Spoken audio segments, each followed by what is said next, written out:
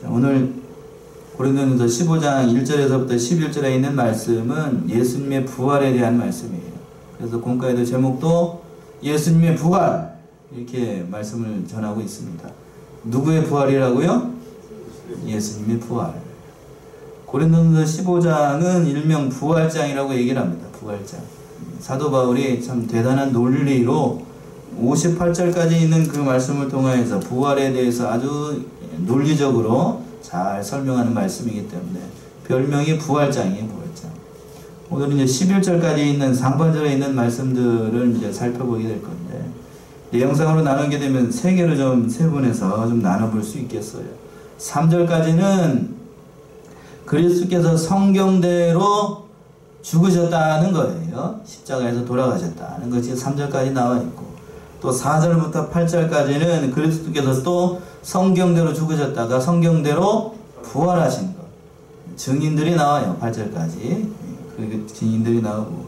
그리고 마지막으로 세 번째는 9절에서부터 11절까지 나의 나 된 것, 사도 바울의 신앙 고백인데 이 모든 것이 하나님의 은혜였다. 사도 바울의 신앙 고백이 아주 멋진 신앙 고백이 나옵니다. 첫 번째 대지로 와가지고요. 그리스도께서 성경대로 죽으셨다고 하는 거예요. 성경대로 오셔서 성경대로 죽으셨어요. 그 말씀 먼저 1절 한번 보세요. 1절. 형제들아, 내가 너희에게 전한 복음을 너희로 알게 하노니 이는 너희가 받은 것이요 또 그 가운데 선 것이라. 예, 서두에서도 말씀드렸던 것처럼 고린도전서 15장은 무슨 장이라고요? 부활장. 부활에 대해서 사도 바울이 이렇게 얘기를 하고 있기 때문에, 그래서 얼른 넘겨보시면 15장이 몇 절까지 있어요?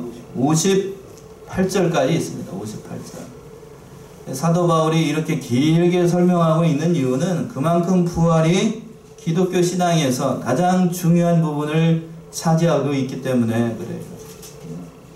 그래서 기독교 신앙에 있어서 결코 빼놓을 수 없는 것, 기독교 신앙의 핵심 두 가지를 둘라라고 하면 첫 번째가 십자가고 두 번째가 뭘까요? 부활입니다. 십자가와 부활. 기독교 신앙의 동전의 앞 뒷면과 같아요. 한편에는 십자가가 있고 뒤집어 보게 되면 그 뒤에 뭐가 있어요? 부활이 있습니다. 그러니까 이 기독교 신앙의 핵심이에요. 핵심. 복음의 핵심이라고도 얘기할 수 있고. 그래서 사도 바울이 이 십자가에 대해서 먼저 얘기를 하는 거예요. 십자가. 그 말씀이 3절까지 있는 말씀이에요. 또 그 가운데 선 것이라는 것은 무슨 얘기인가? 십자가를 통하여서 우리가 믿는 자로서의 모든 그 믿음이 서나갔다는 거예요. 지금 그 자리에 고린도 교회에 있는 성도들이 그 자리에 설 수 있었던 것은 누구의 공로 때문인가? 예수 그리스도의 십자가의 공로 때문에 우리가 믿음으로 말미암아 구원을 얻을 수 있다는 거예요. 이 자리에 서 있는 이유가 뭔가? 저와 여러분들이 성안교회라는 교회 안에서 서 있을 수 있는 이유가 뭔가? 누구의 공로 때문에요? 예수 그리스도의 십자가의 공로 때문이에요. 이게 없으면 우리는 이 자리에서 예배 드릴 수가 없어요. 이 참 중요한 진리입니다. 그것을 지금 얘기하고 있는 거예요. 내가 받은 것, 그것을 너희에게 줬고 또 그것이 지금 너희에게 너희 가운데 있다라고 이렇게 구원에 대해서 사도 바울이 강조를 하고 있는 거예요. 그러나 그 구원은 인간의 공로가 아니라 거듭 말씀드리지만 예수 그리스도의 십자가의 공로 때문에 우리가 구원을 얻는 거예요. 다른 것은 있을 수가 없어요. 다른 길은. 그래서 2절 보시면 또 어떻게 얘기하고 있나요? 2절. 너희가 만일 나의 전한 그 말을 굳게 지키고 헛되이 믿지 아니하였으면 이로 말미암아 구원을 얻으리라. 예. 너희가 만일 나의 전한 이 말을 굳게 지키고, 즉 사도 바울이 전하여준 그 십자가를 굳게 지키고 그 믿음의 길을 굳게 지켰다라고 하면 반드시 구원을 얻을 수 있다는 그 말씀입니다. 십자가가 생명이라는 말씀이에요. 십자가가 생명. 하반절에서 보시면 무슨 말이 있냐면 헛되이 믿지 아니하면, 이 말씀은 고린도 교회 안에 십자가 말고도 곧 예수 말고도 다른 길이 있다라고 얘기하는 사람들이 있었다는 얘기예요. 고린도 전서, 고린도 후서를 통해서 이 고린도 교회는 말 그대로 사도 바울이 사도 바울의 속을 많이 썩혔던 교회가 이 고린도 교회입니다. 우상의 문제가 있었고, 또 앞에서 보게 되면 당파의 문제가 있었고, 여러 가지 은사에 관한 문제가 논쟁이 많았고, 우상 숭배하는 것, 간음의 문제가 있었고, 현대 교회가 가지고 있는 모든 문제를 다 모아놓은 것이 무슨 교회예요? 고린도 교회였습니다. 고린도 교회였어요. 그러니까 거기에서도 예수 말고도 오늘날에도 마찬가지예요. 예수 말고도 다른 것을 통하여서 구원을 얻을 수 있다라고 거기에서 주장하는 사람들이 그 고린도 교회에서도 있었다는 거예요. 이것을 다원주의 신앙이라고 얘기합니다. 다원주의. 예수 말고도 다른 길을 통하여서 다른 것을 통하여서 구원을 얻을 수 있다. 그게 다원주의예요. 불교 믿는 사람들은 누구를 통해서 구원을 얻고 석가를 통해서 구원을 얻을 수 있는 거고, 마음에서 누구를 통하여서? 마음에서를 통하여서. 또 유교는 누구를 통하여서? 홍자를 통하여서. 원불교는 또 뭘 통하여서? 동그랑땡을 통하여서. 그건지 뭔지 알 수가 없어요. 가보면은 저기로만 봤는데 이 동그란 거 하나만 있다고 그러는데, 누굴 폄하하는 게 아니고 사실이 그래요. 그걸 통해서 구원을 얻을 수 있다니 말도 안 되는 얘기를 하고 있는 거죠. 그러나 그 모든 것은 다 가짜예요. 가짜. 헛된 거예요. 헛된 거. 2절에서 얘기하고 있는 거 헛된 거예요. 헛된 거. 보라지요. 다음에 예수님께서 이제 언젠가 이제 돌아가는 사태를 봤을 때에 주의 재림이 가까운 것 같은데, 이 돌아가는 이런 형국을 보고서도 주의 재림이 멀리 있구나라고 생각하는 사람은 진짜로 신앙이 없는 사람이에요. 전 세계적으로 이런 역병이 돌았던 것, 이런 전염병이 돌았던 예가 없어요. 없어. 유럽을 휩쓸었던 흑사병도 유럽에만 있었어요. 그러나 지금 어디로 휩쓸고 있어요? 전 세계를 흔들고 있어요. 전 세계를 흔들고 있습니다. 대단해요. 전파력도 대단하고, 사람을 통해서 전파가 되는데 참 여러 가지로 이게 다 사단의 술수이고, 그 배후에 사단이 있고 그것을 통해서 마귀가 역사를 하고 있어요. 눈을 감고 기도하게 되면 앞에서 마귀가 왔다 갔다 합니다. 영적인 세계가 지금은 목사들이 굉장히 정신 차리지 않으면 넘어가기 딱 좋은 때예요. 딱 좋은 때. 기도 안 하면 뭐가 진리이고 뭐가 거짓인지를 분별할 수 없는 영적으로 굉장히 혼돈한 시대입니다. 하물며 목사도 그럴텐데 성도들이 기도 안 하고 가만히 있으면 어떻게 되죠? 누구의 밥이 돼요? 마귀 밥 되는 건 일도 아니에요. 일도 아니에요. 오늘 말씀 준비하면서 이제 여기 앉아 있는데 어느 동기 목사님이 전화를 해가지고 참 이 시대가 참으로 악하다고. 자기도 이제 저보다 나이가 위에요. 10살 정도 위인데 목사님 전화를 하셔가지고 참으로 안타깝다고 그러면서 그 얘기를 하시는데, 뭐가 선이고 뭐가 악인지를 구분을 하지 못하고, 교회에 나가서 전도지를 들고 교회의 교자만, 기억자만 얘기를 해도 사람들이 뭐라 그런다면 흥! 하고 간답니다. 뭐 때문에 그렇죠? 지금 코로나 때문에 그래요. 코로나 때문에. 언론에서 하도 교회를 핍박을 하고 이렇게 하고 있으니까 성도들이나 믿는 사람들이나 다들 온 나라 사람들이 다 교회에 기억자만 들어가도 다 사신하면 떨지 떨어요. 이 배후에는 누가 있는 거예요, 이게 지금? 사단이 있는 거예요, 사단이 있는 거. 사단이 있는 거. 이걸 잘 해야 돼요. 고린도 교회도 마찬가지였어요. 헛되이 믿는 사람들이 그렇게 많았다고요. 오늘날에도 마찬가지예요, 오늘날에도.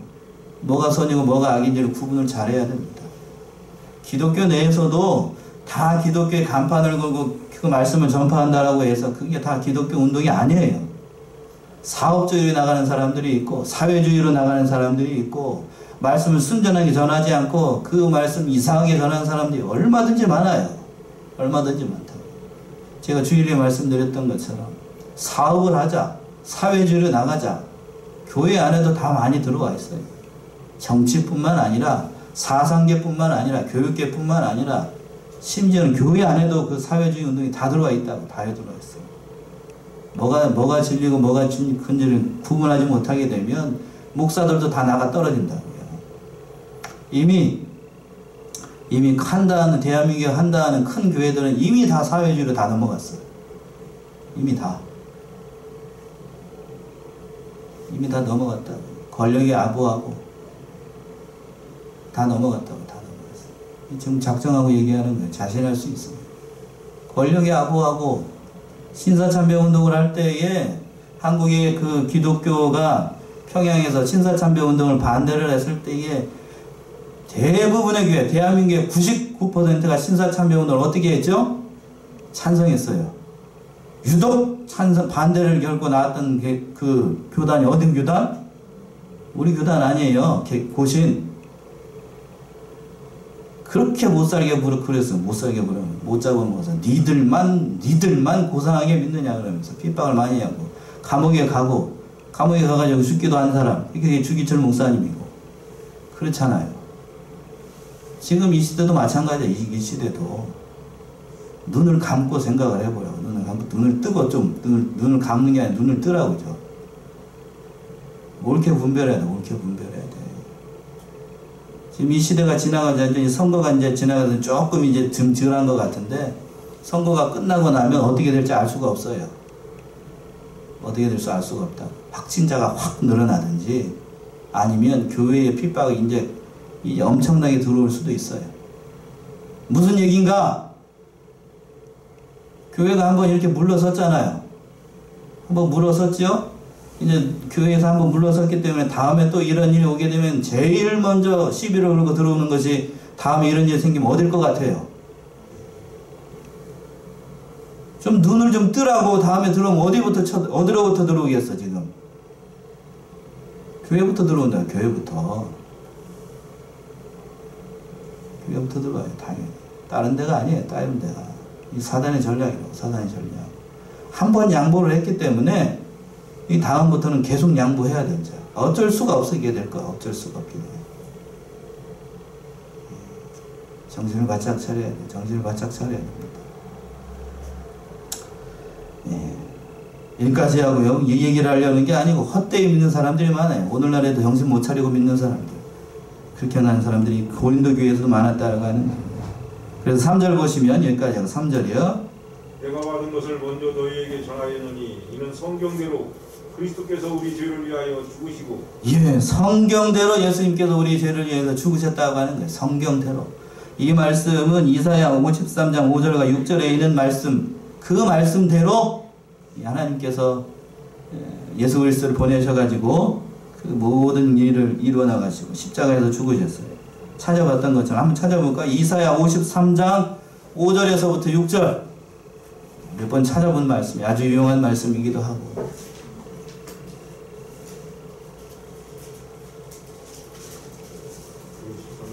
5절 6절이요. 그가 찔림은 우리의 허물을 인하며 그가 상함은 우리의 죄악을 인함이라. 그가 징계를 받음으로 우리가 평안을 누리고 그가 채찍에 맞음으로 우리가 나음을 얻었도다. 우리는 다 양 같아서 그를 향하여 각기 제 발로 길로 갔거늘 여호와께서는 우리의 죄악을 그에게 담당시키셨도다. 너무나도 은혜롭고 귀한 말씀이 이 고난의 종 대표적으로 말씀한 이 말씀인데 그가 찔림은 우리의 허물을 인하며 그가 상함은 우리의 죄악을 인하며 그가 징계를 받음으로 우리가 평화를 누리고 그가 채찍에 맞음으로 우리가 나음을 입었도다. 우리는 다 양 같아서 그릇 행하여 각기 제 길로 갔거늘 여호와께서는 우리 무리의 죄악을 그에게 담당시키셨다. 예수님께서 그 모든 죄를 짊어지셨고 죽으셨기 때문에 우리에게는 이제 죄가 없어요. 이것을 전가의 의라고 하는데 전가의 의. 신학적으로는 우리에게 있는 죄를 누구에게 전가를 시켰었어요? 예수님에게 전가했어요. 그래서 모든 죄를 대신 뒤집어 쓰고 예수님이 죽으셨기 때문에 우리에게는 죄가 있어요? 없어요? 없어요. 또 예수님께서 뒤에 가서 부활하셨기 때문에 우리도 같이 전가의 의에 따라서 우리도 같이 부활되는 거예요. 이게 참 은혜로운 겁니다. 이러한 은혜가 예수 그리스도께서 우리에게 베풀어 주셨다고 하는 거예요. 그리고 또 성경대로 예수님께서 부활하셨습니다. 그 말씀이 4절부터 나옵니다. 4절 읽어보세요. 장사 지는 바 되었다가 성경대로 사흘 만에 다시 살아나사 기독교 신앙의 두 번째는 부활입니다. 부활. 시편 16편 10절의 말씀 그대로 예수님께서 다시 살아나신 것인데 한번 찾아볼까요? 구약성경 시편 16편 10절 11절 이는 내 영혼을 음부에 버리지 아니하시며 주의 거룩한 자로 썩지 않게 하실 것임이니라. 주께서 생명의 길로 내게 보이시리니 주의 앞에는 기쁨이 충만하고 주의 우편에는 영원한 죽음이 있나이다. 예, 이 말씀 그대로 이루어진 겁니다. 내 영혼을 어디에 버리지 않았다고요? 음부에 버리지 않았다. 음부에 버리지 않고 하나님께서 우리를 건져주시고 예수 그리스도를 건져주셔가지고 이 말씀처럼 부활했다고 하는 거예요. 하나님께서는 구원의 역사를 다 멋대로 이루어 나가시는가? 성경에 말씀하신 그대로 이루어 나가는 치는 거예요. 성경대로 예수님께서 십자가에 돌아가셨고 그 이전에 예수님께서 동정녀의 몸을 빌어서 탄생할 것이라고 하는 그 말씀 그대로 탄생을 하셨고 우리의 죄를 위해서 십자가에서 죽으시고 또 사흘 만에 살아나신 거예요. 사람의 생각으로는 이것이 불가능할 것 같지만 하나님의 능력으로는 모든 것이 가능하다는 거예요. 그래서 그 부활하신 주님이 5절부터 보게 되면 그 증인들이 나옵니다. 부활의 증인들. 부활의 증인. 5절부터 8절까지 한번 읽어보세요. 대바에게 보이시고 후에 12 제자에게와 그 후에 500여 형제에게 일시에 보이셨나니 그 중에 지금까지 태반이나 살아있고 어떤 이는 잠들었으며 그 후에 야고보에게 보이셨으며 그 후에 모든 사도에게와 맨 나중에 만삭되지 못하는 남자 같은 내게도 보이셨느니라. 예, 부활의 증인입니다. 부활의 증인. 제가 대학 들어가서 처음에 CCM이라고 하는 것을 그 테이프를 샀어요. 1990년도쯤 돼서 그때 테이프를 샀는데 전하세 예수 경비와 찬양 그 1집과 2집인데 그걸 사가지고 들었는데 거기서 보게 되면 4집에 아직도 기억에 얼마나 많이 들었는지 대학 다닐 때 얼마나 많이 들었는지 그걸 꽂고 다녔어요. 그 아셔요? IY라고 하는 거 이만한 테이프에다가 꽂고 귀에다 가서 들고 살았어요. 거기서 증인들의 고백이라는 곡이 있는데 거기서 이 곡이 나옵니다. 부활의 증인들의 고백. 여기에서 보게 되면 여기에 있는 사람들이 다는 아니에요. 다는 아닙니다. 5절에 나와 있는 게바는 누구를 얘기를 하는 거냐면 베드로를 얘기를 합니다. 베드로에게 보이셨고 또 500여 문도들 6절에서 500여 문도들 그리고 7절에서 보시게 되면 야고보라고 되어 있는데 여기에 야고보는 사도 야고보가 아니고 주님의 동생 야고보를 얘기를 하는 겁니다. 그리고 난 다음에 8절 보시게 되면 누구에게나 나타났다라고 얘기했냐면 맨 나중에 만삭까지 못하여 난 자 같은 나에게도 보이셨느니라. 맨 나중에 만삭되지 못하여 난 자 같은 나에게도 보이셨다. 참 사도 바울의 이 말이 참 의미심장합니다. 실제로 사도 바울은 부활하신 예수님께서 만난 마지막 사도였어요. 마지막 사도. 막내 사도죠. 막내 사도. 그러나 하는 일로 해놓은 일을 보게 되면 결코 막둥이 사도가 아니에요. 아닙니다. 어느 이제 정통 보수 진영 말고 왼쪽에 있는 사람들이 성경을 얘기를 할 때 뭐라고 얘기를 하냐면 기독교는 사도 바울의 종교다. 이렇게까지 얘기하는 사람들이 있어요. 기독교는 누가 세웠다고 얘기를 한다고요? 사도 바울이 생긴 종교가 이 기독교다. 이렇게 얘기하는 사람들도 있어요. 왜 그럴까? 사도행전 13장 이후로 보게 되면 저 뒤에 그 뒤까지 보게 되면 온통 다 누구 얘기로부터 시작을 하냐면 다 사도 바울 얘기, 사도 바울 얘기. 그 뒤로부터 해가지고 로마서, 갈라디아서 쭉 나가가지고 히브리서까지 사도 바울이 저작이라고 봤을 때 다 온통 다 누가 썼어요? 사도 바울이었습니다. 신약 성경의 절반, 14권이면 절반이에요. 절반 이상을 누가 썼냐면 사도 바울이 썼다고 하니까 이 대단한 거지. 해놓은 일을 놓고 보게 되면 결코 맨 나중에 만삭되지 못하여 난 자 같은 이런 말을 할 사도 바울이 겸손했기 때문에 이렇게 얘기를 한 겁니다. 대단해요. 참 이렇게 사도 바울과 같이 예수 그리스도를 아주 드라마틱하게 만난 사람도 없어요. 사도행전 9장에서 보게 되면 회심하기 전에 사울이죠. 사울이 다메섹으로 갔습니다. 다메섹으로 간 이유가 뭐죠? 예수 믿는 사람들을 잡아가지고 어떻게 하려고? 죽이려고 말 틀고 칼 들고, 아마 칼도 찼을 거예요. 말 타고 칼 타고 뒤에 있는 사람들 그 대제사장 그 명을 받아가지고 막 타고 가고 있는데 그냥 갑자기 정오쯤 돼가지고 앞에서 뭐가 나타나요? 짠! 해보다도 더 밝은 빛이 나타나가지고 사도 바울이 그걸 보자 뭐가 됐어요? 장님이 돼버립니다. 장님이 됐어요. 그리고 난 다음에 사도 바울이 그지 누구시오니까 주여 누굽니까? 그랬더니 그 얘기했던 주님께서 뭐라고 하세요? 나는 네가 핍박하는 예수라. 그때 사도 바울이 꼬꾸라졌습니다. 하나님을 위해서 일평생을 살았다라고 생각했던 사도 바울이 자기가 핍박하는 것이 바로 예수라는 말을 들었으니까 하나님을 핍박하는 거라고 들었으니까 이 얼마나 기가 찰 노래지. 기가 찰 노래.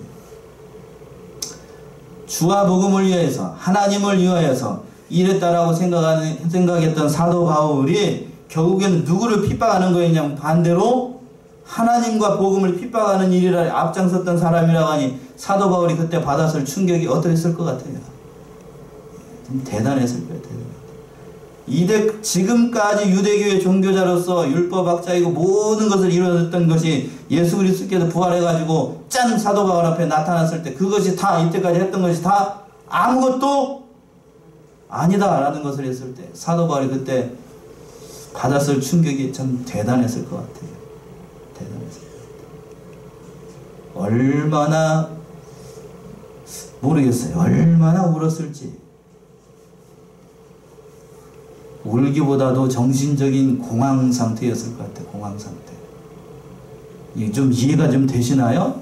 자기가 이때까지 쌓아왔던 것, 어렸을 때부터 나면서부터 하나님을 위해서 살았다라고 하는 그 사람이 지금 이 시간까지 했던 모든 것이 다 위선이고 가짜이고 아무것도 아니다 라고 하는 것을 깨달았을 때 사도 바울이 정신적인 충격이 어땠을 것 같아요? 대단했겠죠. 그때 사도 바울이 큰 충격을 받았어요. 그래서 그 말씀이 이제 9절에서 나와요. 9절 한번 읽어보세요. 9절. 나는 사도 중에 지극히 작은 자라 내가 하나님의 교회를 핍박하였으므로 사도라 칭함을 받기에 감당치 못할 자로다. 예, 이것이 사도 바울의 겸손하려고 한 말이 아니고 진심이지요. 진심. 9절 다시 한번 보시면 나는 사도 중에 지극히 작은 자라 내가 하나님의 교회를 핍박하였으므로 진짜로 핍박을 했잖아요. 핍박을 하고 또 사도라 칭함을 받기에 감당치 못할 자로다. 하나님의 은혜였어. 하나님의 은혜.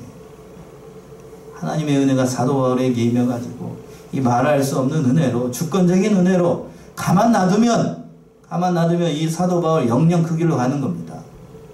근데 하나님께서 예수 그리스도 부활하신 예수님을 만나게 하셔가지고 이렇게 하신 거예요. 복음성가 중에는 그런 복음성가도 있어요. 이 말씀을 그대로 의지해가지고 지극히 작은 자 사명인가요? 그분이? 지극히 작은 자라고 하는 그 동영상도 있고 그 CCM도 있어요. 그때 사도 바울의 심정 그걸 고스란히 담고 있는 찬양인 것 같은데 참 은혜로운 찬양입니다. 이것을 보면서 사도 바울이 받았을 그 은혜와 참 대단해요. 사도라고 불릴 자격이 없다. 디모데전서 1장 15절에서는 이렇게 표현을 하고 있습니다. 한 군데 더 찾아봐요. 디모데전서 1장 15절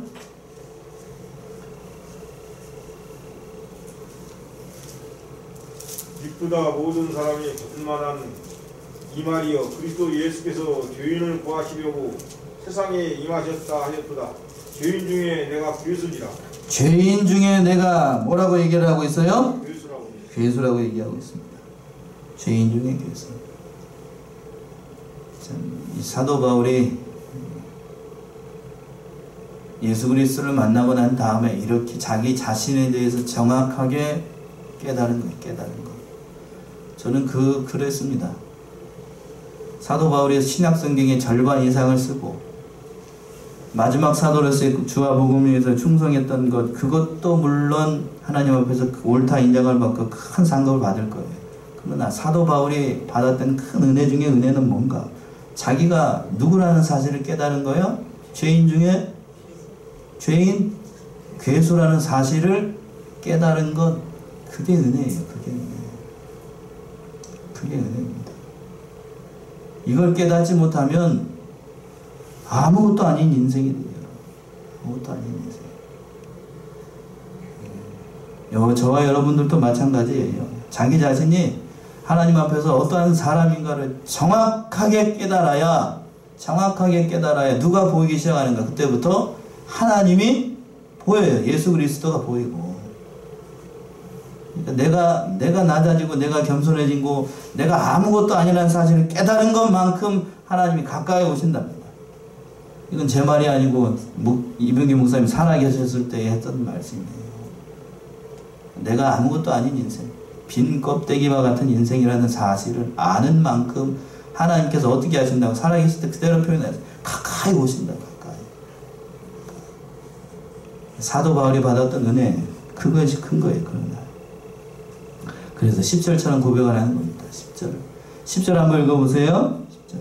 그러나 나의 나된 것은 하나님의 은혜로 된 것이니 내게 주신 그의 은혜가 헛되지 아니하여 내가 모든 사도보다 더 많이 수고하였으나 내가 아니요 오직 나와 함께 하신 하나님의 은혜로라. 예, 아주 정확하게 잘 표현을 했어요. 10절 보시면 그러나 나의 나된 것은 누구의 은혜라고요? 하나님의 은혜로 된 것이니 내게 주신 그의 은혜가 헛되지 아니하여 내가 모든 사도보다 더 많이 수고하였으나 내가 아니요 오직 나와 함께 하신 누구의 은혜? 하나님의 은혜라. 하나님의 은혜라. 이 말씀 속에 모든 것이 다 포함되어 있는 것 같아요. 내가 충성했다, 다른 사도들보다 열심히 많이 했다, 그것이 중요한 것이 아니라 모든 것이 다 하나님의 은혜로 된 것이다. 이게 사도 바울의 신앙입니다. 사도 바울의 신앙 고백이고, 참 우리 사랑하는 성안의 성도님들이 이러한 고백을 하는 진실한 성도들이 다 되시기를 바랍니다. 아멘이신가요?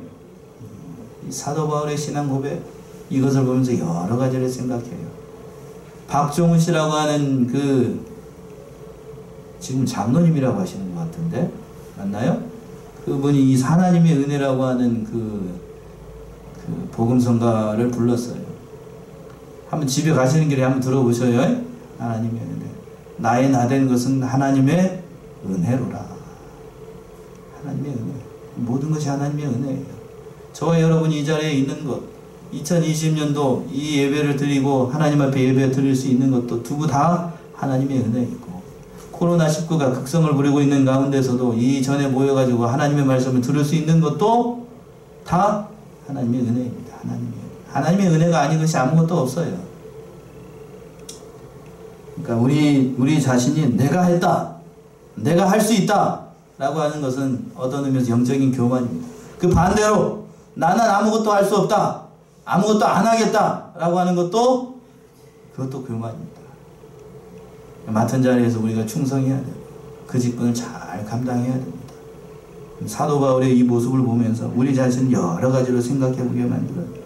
고난의 주간을 맞이해서 특별히 2020년도 이 고난 주간은 잊을 수가 없을 것 같아요. 저도 얼마 살지 않았지만 이런 일을 겪어보질 않았어요. 여러분들도 이런 일 겪어보셨나요? 처음이지요? 앞에 있는 권사님, 이런 일 겪어보셨어요? 이런 일을? 80이 넘으신, 85세가 넘으신 분도 이게 이런 일이 처음이라고 하는 걸 보니까,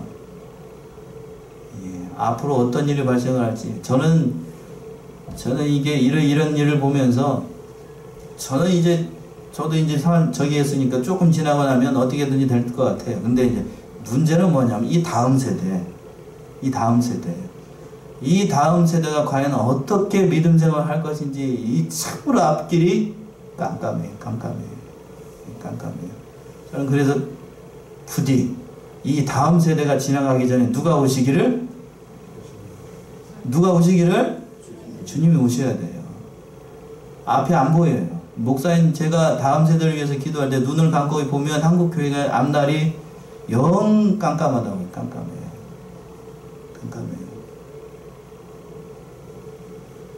저는 그 1세대하고 밑에 있는 세대하고 딱 중간이에요. 중간. 그래서 위로도 얘기가 통하고 또 어디로도 얘기가 통하죠? 밑으로도 얘기가 통해요. 그러나 저희 세대가 없으면 밑에 사람들하고 위에 사람들하고 얘기가 안 통합니다. 얘기가 안 통해요.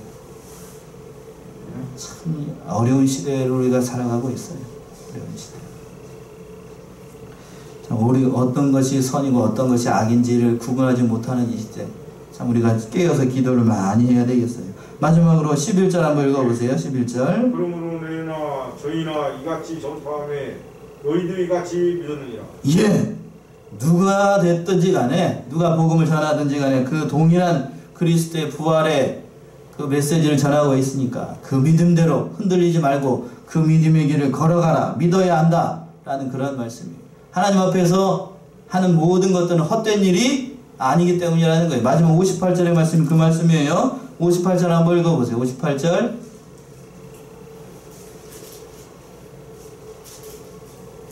58절. 고린도전서. 그러므로 내 사랑하는 형제들아 견고하며 흔들리지 말며 항상 주의 일에 더욱 힘쓰는 자들이 되라. 이는 너희 수고가 주 안에서 헛되지 않은 줄을 알미니라. 예. 주 안에서 헛되지 않은 줄을 알미니라. 뭐가요? 너희의 수고가. 주와 복음을 위해서 했던 모든 것들이 헛된 게 아니에요. 그러니까 저와 여러분들 2020년도 부활주일 앞에 놓고 고난주간 수요예배 드린 거 이거 아무것도 아닌 것 같아도 하나님이 다 기억하고 계십니다. 다 기억하고 계셔요. 그러니까 마땅히 우리가 지켜야 될 일들을 다 행하면 하나님께서 은혜로 갚아주셔요. 그리고 이 예배를 드리고 있다는 이 자체가 또한 은혜이기도 하고요. 그러니까 이 여기에 소망을 두고 세상이 어쩌하든지 우리는 우리가 할 바를 잘 해나가야 됩니다. 여기에 소망을 두고 흔들리지 말고 결코 헛된 일이 아니라는 것 늘 기억하고 믿음으로 살아가시는 저와 여러분들 다 되시기 바랍니다. 기도하겠습니다.